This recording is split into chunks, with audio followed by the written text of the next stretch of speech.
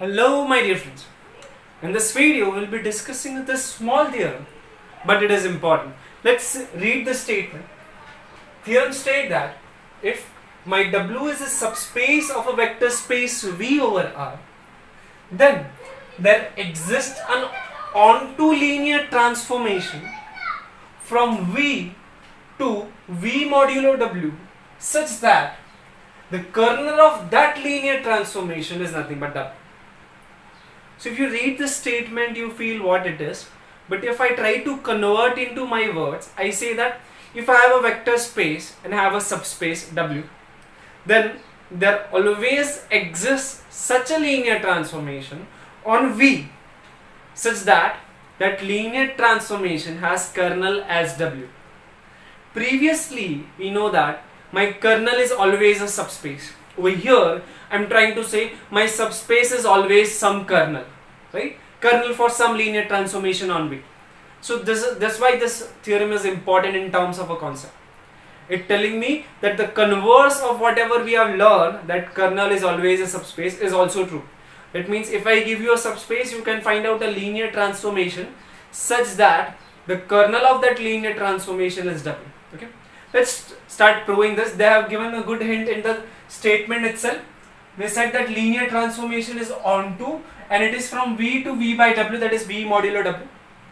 We will define it in the natural way. Let's start the proof.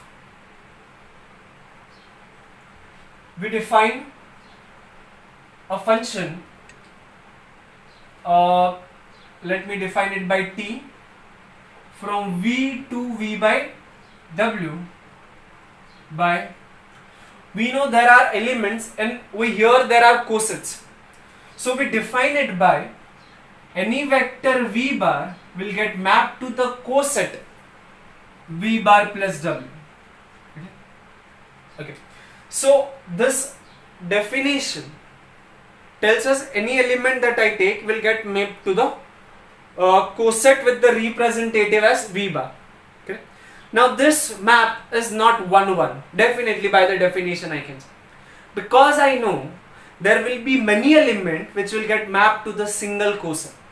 Since we know that representative of the cosets are not unique, means there will be different element that can represent the same cosets. Right? This was one of the MCQ inside my quiz and many of the students had given the wrong answer, hence I want to mention this again and again, that the representative of cosets are not unique and hence this map is not going to be a 1-1 map. Since there will be more than one vectors which will get mapped to the single coset by this definition. Okay? So I definitely know this is not 1-1, and also in the proof I don't want it to be 1-1, I just want it to be onto. Okay, let's start the proof. This is a linear transformation. So the first claim for the student will be it is linear transformation. My claim 1, my L is linear transformation, LT. T is linear transformation. This will be an exercise for the student because it is just by the definition of the cosets when we define the operation on it. Based on it, I think you guys can prove it. Let's think about claim 2. I want it to be an onto map. I will prove it is onto. T is onto. This is an exercise or a homework for the students. T is onto because we clearly know any coset you give me, I have V bar over here.